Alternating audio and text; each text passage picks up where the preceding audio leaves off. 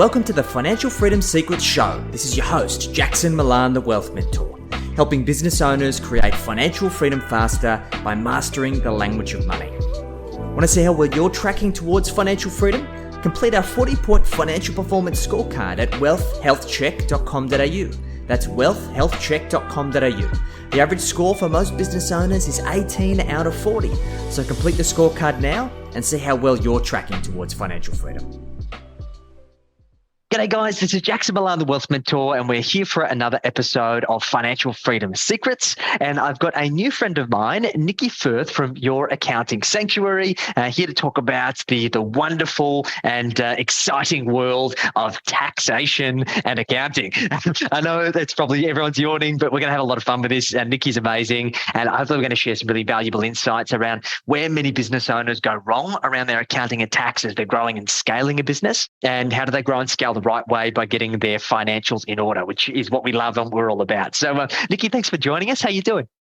I'm really good. Thank you for having me. Looking forward to chatting about numbers. My absolute pleasure. So let's do a little bit of an intro, Nikki. Tell us a little bit about you and your story. Of course. My story is I'm originally from the UK. I was that sub-10-year-old who loved numbers at school, wanted to do numbers all the time. And I remember having a conversation with my dad to say, what can I do as a job? And he said, well, you could be a banker or a solicitor or an accountant. That was it. I wanted to be an accountant. Not every kid's dream. Most kids want to be, rocket man or cowboy. But no, I wanted to be an accountant. But I was very lucky. I got a job in a small business, in a small business practice. And that meant you're working with loads of different clients, loads of different small business owners. And the mentor that I had actually just taught me accountancy is not about numbers. It's actually about relationships and people and learning to listen. They say we've got 2 ears and a mouth for one reason. So I'm trying to live by it, albeit I'm talking now.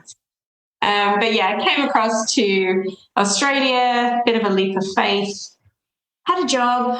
It didn't really fit to what I thought accountancy should be. So that was when I made my second leap of faith and just decided to start my business, which is Your Accounting Sanctuary, all focused around small and medium-sized businesses, really wanting that added value from their accountant. It's not just about ticking a box on a tax return. It's more about building the strategy, building the lifestyle, and for us, building our relationships with the clients so that we can talk about everything that actually matters instead of it just being surface level.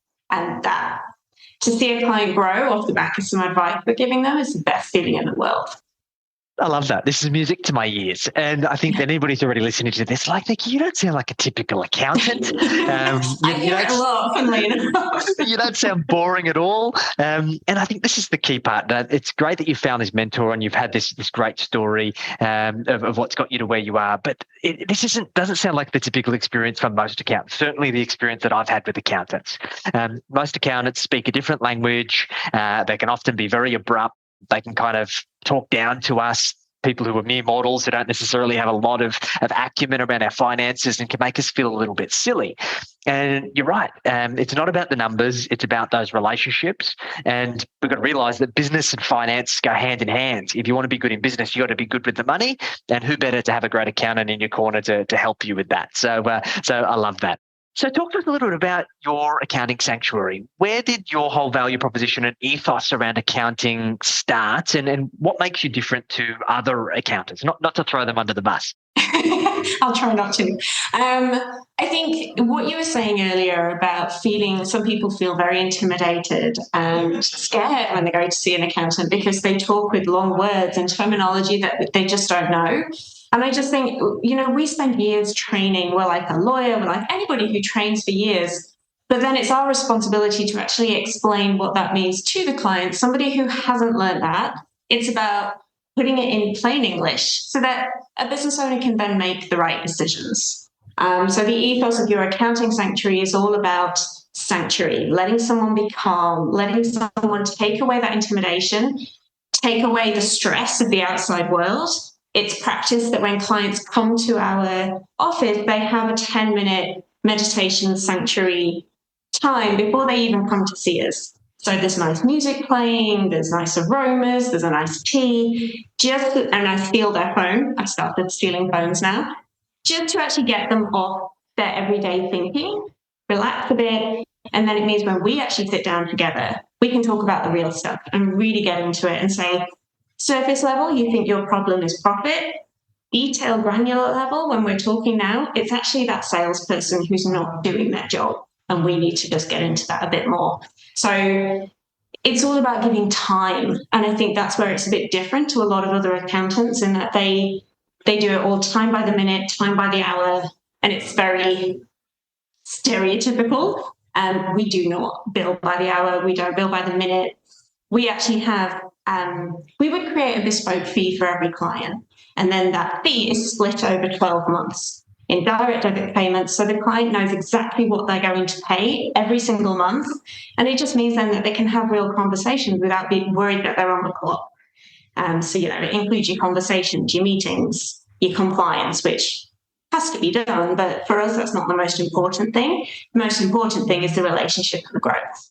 Beautiful. I love that. This sounds fantastic. I'm already feeling more relaxed. I can hear the Enya or whatever it is playing in the background, That's it. which is fantastic. The essential oils burning. It's just such a stark contrast. What was the tipping point for you, aside from your mentorship, Nikki, around prioritizing those relationships? Was there a tipping point where you realized there was more to the situation than just the numbers that were in the financial statements or the tax returns? Yeah, I mean, I can pinpoint a couple of examples. It was when I sat with clients in meetings and just getting to know them, really enjoyed talking to them, learning about their lives. And these were, for an example, 2 business owners had been doing incredibly well. Like many of us, started their business from the second bedroom in one of their houses. And they really built up the business well so that they had maybe 10 employees. And we were sat in our meeting and they were growing so fast and said, yeah, I think we're done growing though. We don't want to grow anymore. And when we got into the conversation, it was more that they actually wanted to be on the tools. Unlike a lot of business owners, they wanted to do that design process. So we're creatives, and doing HR and admin and bookkeeping just wasn't their forte. And they thought that was a reason to stop growth. But having the relationship and chatting, we made the plan to say, well, what if we put a middle general manager in there? Would that help? They can take away all that admin and the day-to-day that you don't need to be involved with. You only get to know what you need to know. 3 years later, they're 32 staff. They've got an amazing general manager. They're still growing, but they're still on the tools. And it's just that for me is when it's not just about the numbers. It's how do we improve your life? How do we improve your business? And make it all marry into the same channel rather than it working against each other. Beautiful. I love that. Look, we follow very similar principles of the idea of you make more profit so then you can buy back your time and then do more of what you love, right? And unless you can master those numbers, then you're kind of throwing darts at a dartboard blind, hoping that you create the success that you want. And that comes with a lot of anxiety, a lot of stress when business is stressful enough as it is. So do you see this as a common pain point or frustrations, or are there other areas that business owners come unstuck when it comes to this realm of growing and scaling a business? I think one of the problems we all go under when we start our own business is that we move often from employment to business owner. And all of a sudden, we're suddenly meant to know how to be a marketing person, how to be an accountant, how to be a financial advisor, how to do every other job that's under the sun. And you just can't. There's so many plates to spin. And I think when you're in a high growth stage, suddenly you go from something that's quite manageable, just having a few clients, to suddenly you've got 5 staff and clients wanting to refer you and you don't know where to start. And someone's telling you to do advertising. Someone's telling you need an accountant. And it's a lot to take in. And I think one of the best things I've seen of business owners is when they actually surround themselves with the experts in their game, because we can't know everything. So if you surround yourself with the right people who are going to completely respect what you're doing, but also be able to give you that feedback when you need the feedback. And some of us don't like feedback, but we try and take it. But I personally, I have an amazing group of people surrounding myself. There's people from Aureus. There's people in my marketing team. Because I can't market. I might be an okay accountant, but I can't market. So just having that support network is amazing. And I think the business owners struggle when they're trying to do it all themselves. And then they get out of whack. Yeah, it's crazy, right? Like we don't necessarily know what we're signing up for. I know that when I first was taking a dive into business, I was driven by a bit of ego. I'm like, I see my boss making all of these big bucks. I can do that better, and I can take all of the money. And I was expecting that gross revenue was going to be my real profit, and that was ultimately not the case. And then we just don't realize not only are there a lot of costs associated with running a successful business, but there's so much responsibility, and you end up becoming spread so thin that you never end up doing anything well. And you're right, that's where most people come unstuck, that they don't necessarily surround themselves with the right experts who can either help them elevate in certain areas where they need growth, or to outsource certain functions that allow them to stick to what they know and outsource the rest to other people who can do it for them. Which leads me to one of my biggest bugbears, Nikki, this idea where I see business owners doing their own bookkeeping, managing all of their own payroll, trying to be an accountant. And what's crazy, I've seen this happen in multi-7-figure, even 8-figure businesses, that the owners don't want to let go of the purse strings. And it is just not high value use of their time, nor do they do it any justice. In a lot of cases, they make a lot of mistakes, right?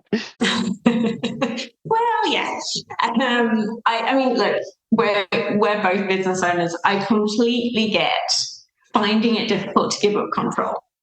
I'm the same. I'm sure you're the same in some respects. It is very difficult.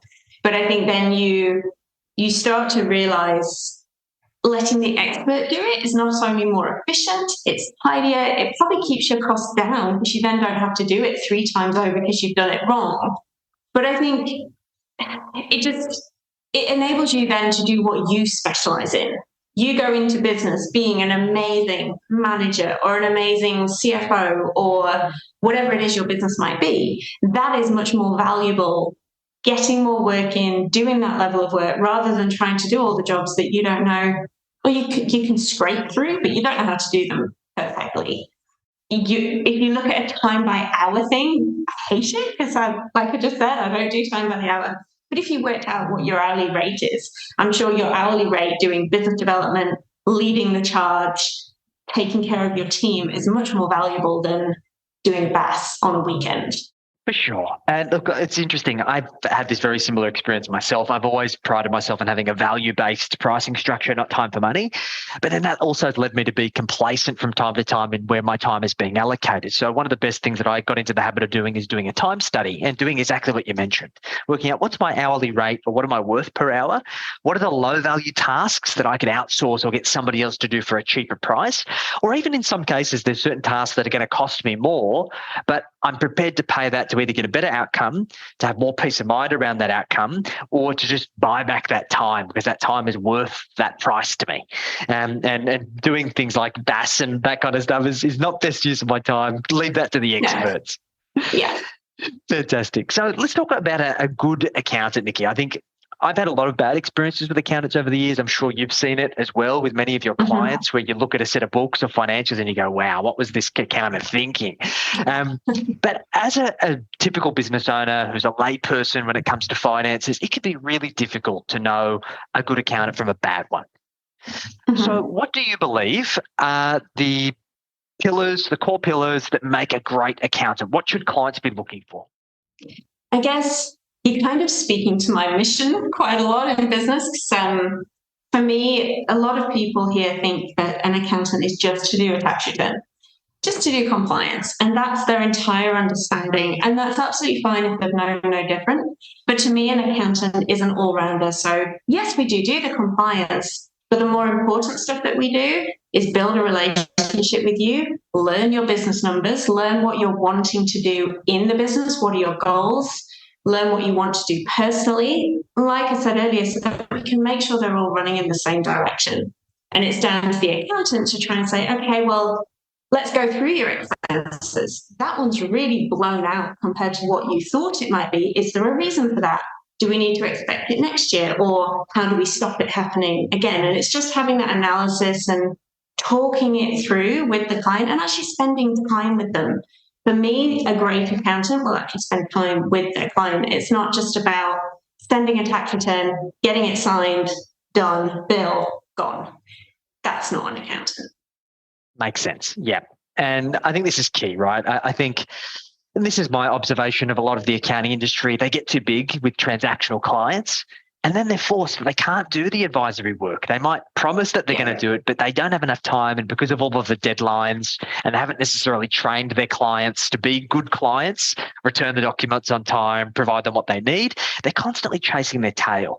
So I personally believe not all accountants are out to do the wrong thing. I think most of them want to do the right thing, but I think many are hamstrung in their value proposition where they're limited in how much good they can actually do. Yeah. But there's always bad eggs, right? So I think it's important that we help educate clients around the warning signs, the red flags to look for.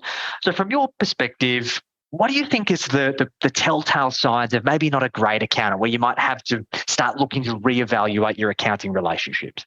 I think we hear pain points often when they come over to us. We hear, one of the opening conversations I have with them is, what kind of relationship did you have with your accountant?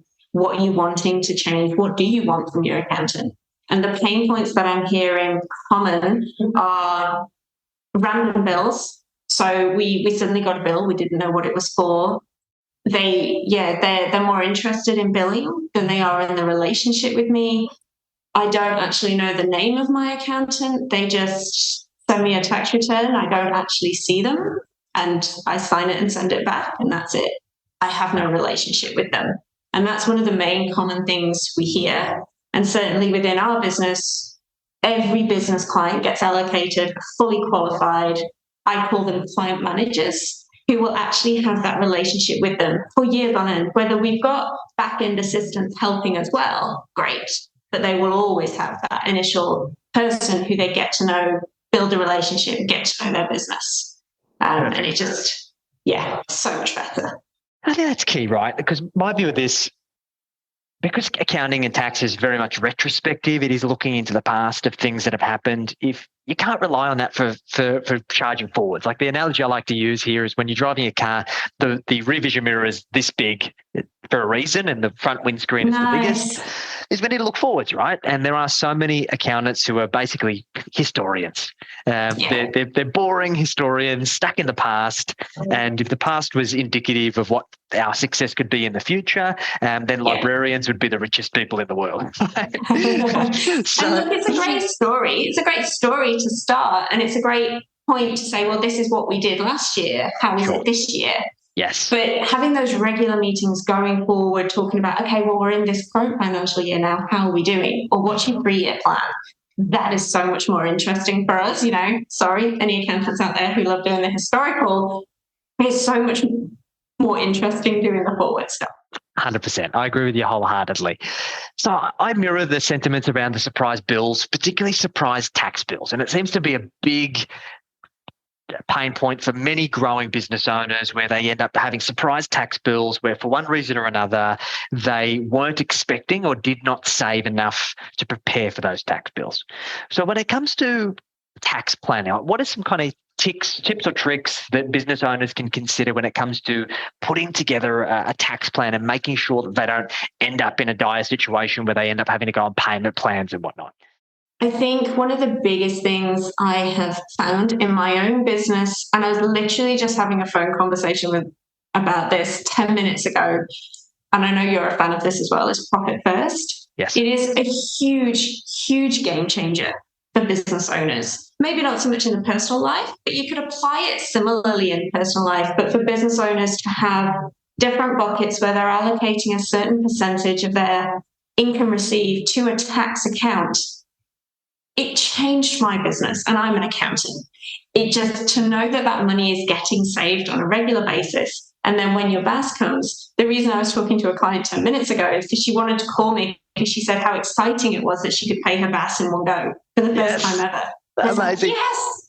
And it was the same for me. It's just amazing because if you're saving for it regularly, it doesn't feel like such a big amount of money that you're having to pay out in one go. Whereas back in the day when we all start business, you might have $30,000 in the bank, but then you've got wages, you've got BAS, you've got materials, you've got other suppliers, and you owe out $55,000. Well, not quite working. It's not nice. No. There's nothing. Rid of all that. Yeah, there's nothing quite that brings as much anxiety as being on a payment plan or being behind with the ATO, because it's scary. It is. And look, I think we're very fortunate in Australia that we're not like in the US where the IRS will just throw you in jail. I think they're very heavy-handed there. I think the ATO is quite lenient in respect, but still, it's not nice. And we've seen clients find themselves in really dire situations because they haven't put that money aside. And it's pressure that could have been avoided if they had the right plan in place, right? And it's like any debt cycle, isn't it? Once you're in it, you've got to pay the repayment, but you've also got to pay the next one as well. So trying to get out of that debt cycle is actually really difficult. Yes. So not being in it in the first place is the best thing. It's the best place to start. I agree. Music to my ears, which is awesome. Fantastic. All right. So in terms of your number one tips and tricks, if let's say somebody's listening to this, that they're a multi-six-figure or a seven-figure business owner, they're looking to build wealth from their business, they're looking to create a great business asset, what would be your best golden nuggets that you can share, Nikki? Oh, what a challenge. There's so many. I mean, the first is the cash flow management. I think if you can get the cash flow management of the business running, cash is king. And if you can get the cash flow perfect, you're paying suppliers on time, your staff are being paid on time, that's just going to help your business grow. I think some people get a little overexcited when they're building six-figure businesses. And yes, they want to build personal wealth as well. But some get very excited and they take all the money out personally in one go. Tax planning for me is more about, let's have a look. What are the goals personally? How much money do we actually need to keep in the business for the goals that we have within the business? And on a personal level, when do we need that cash? So do you actually need it all in one go, or can we take it over a few tax years? And so just forward planning, I think, is probably one of the best tips I can think of. And then just actually getting processes in place generally for the business. You know, the best business asset for sale eventually is one that has processes and does not need the business owner to run it. So we're actually working with a client at the moment who has a 5-year retirement plan. So we're sitting down with her to work out, okay, what's the asset wealth going to be for you in retirement? What do you need? What's the business going to be worth? What income do you need? How do we get processes in place? How do we sell it? So it can be long-term planning. But I think, again, if you get the right advisors around you when you're in that kind of growth scale size of business, it comes so much easier because they will think of the ideas before you necessarily do. That's super important, right? We all work better to targets when we've got a North Star that we're chasing. Even if it's ambitious, we're always going to do better than if we were flying without a plan and without that accountability and without that support. So I think that's great advice. And I think the other part there that I took out of that is that we need to use the financial years. Like the deadlines are very hard and fast, and there's very little you can do to change the tax outcomes once a financial year is done, right? It's all about how do you do things beforehand, because, once again, I've seen some people get into some very tricky situations because their accountants have tried to be too creative after the fact, and you can't change the numbers. They are what they are, right? You can't. And that's why we love to have the tax planning meetings with our clients, probably around February, March time. And we'll sit down with them and drag them into the office for another 10-minute meditation and say, right, we're 3 months out of the year end. What do we actually, is there anything we actually need to do? And if there is something, what is it? Is it that we want to reduce tax? So is there any equipment that we need to buy before the year end? Or is it that we actually need a high profit because they've spoken to their mortgage broker and they want to buy their dream home? So we actually want to keep their profit at a good level. And it's having that thought process with them, but also giving them enough time so that, because you can't do anything with 2 weeks' notice. The cash just isn't there notoriously. So if you have a few months, at least then you can actually plan and put it into place. This makes so much sense. This is kind of like getting ahead of the 8 ball instead of behind it. It's what we teach our clients. Like the biggest issue that so many business owners have is because of the complexities of their business, the complexities of their finances, and the reactive nature of their typical run-of-the-mill accountants. When they go and try and build wealth or borrow money, the banks always say, sorry, computer says no. Yeah. And when we've got these proactive advisors, when we've got this forward-facing plan, when we have the money set aside in the various buckets, then we can influence the outcomes. That is the reason why the vast majority of people on rich lists around the world are business owners. But it's also the same reason why there's this such stark contrast between that top 1% and the rest of business owners who are just kind of struggling to survive. Yeah. And having that understanding, like everyone automatically thinks that tax is bad. Tax is not actually bad. It means you're doing well for a start, but it also means that you're planning. And if you're paying tax for a good reason, albeit we'll make sure it's an efficient amount of tax, if you're paying tax for a good reason. I agree. Yeah, I think there's people have got a lot of baggage around paying tax. I'm a big believer that tax is just a consequence of making money. I get excited every year when I pay more tax but I wasn't always like that. I had a bad relationship with it where the government's not spending it well and they're mismanaging the money, so I'm not going to pay anything. But I can't influence what they do with that.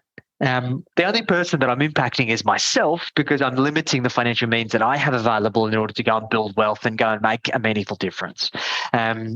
So I think a lot of people need to get rid of that baggage, build a positive relationship with tax. So one of the things I've always tried to do is when I pay a tax bill, I do it with a smile. Nice. And sometimes you can be like, damn, that hurts a little bit, but it is what it is. You need to do it with a smile because you're right, it's a positive thing. It's just the system that we're in, right? Totally. It's interesting, like you say, doing it with a smile, because I know a lot of people will moan about paying tax. It's like, well, if you're a company, you've made 75%, you've kept 75%, you've just paid 25%. So yes, you're not keeping the whole thing, but you're doing really well. And it's a pretty good deal if you ask me. If you've done the tax planning right, you can actually then use the tax from the company personally anyway. So there's ways around it. It's not a bad thing. It's just education.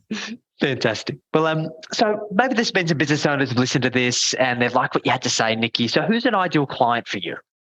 I think an ideal client for us is one that is in that growth stage that we mentioned earlier. So they might have hit suddenly that 7-figure turnover. They don't know what they're doing. They're spinning plates. And they haven't been getting the support from their accountant that they really, really need, because they've got big plans. They've just got no structure to actually put it into place. We want to talk to those clients, the ones who want that assistance. They value the meetings and the strategy advice that we're going to give them. Perfect clients. Beautiful. Amazing. And if they want to get in touch with you, what's the best way for them to connect? The best way would be either on my LinkedIn or our website, which is youraccountingsanctuary.com.au. There's a nice bright and shiny contact us button on there. And it just gives a bit more information about our business as well and how we work. So that would probably be the best way. Amazing. We'll look at all those links in the show notes, Nikki, and hopefully there's some great people that will connect with you and get some support to grow and scale with your help. So if you had to leave us with one last piece of advice or one last tip, what would that be? Don't be afraid of taking the leap of faith. I think that's my biggest tip. Get the right supporters around you, but don't let tax and fear stop you from getting to your goals. We go into business for freedom, so we might as well start making it. I love it. Great advice. Nikki, it's been an absolute pleasure. I appreciate you making the time. So guys, make sure that you jump into the show notes to get in touch with Nikki if you've got any questions or you'd like to get some help. This has been another episode of the Financial Freedom Secrets podcast, and we look forward to catching you next time. Nikki, look forward to catching up again soon. Thank you. Speak soon.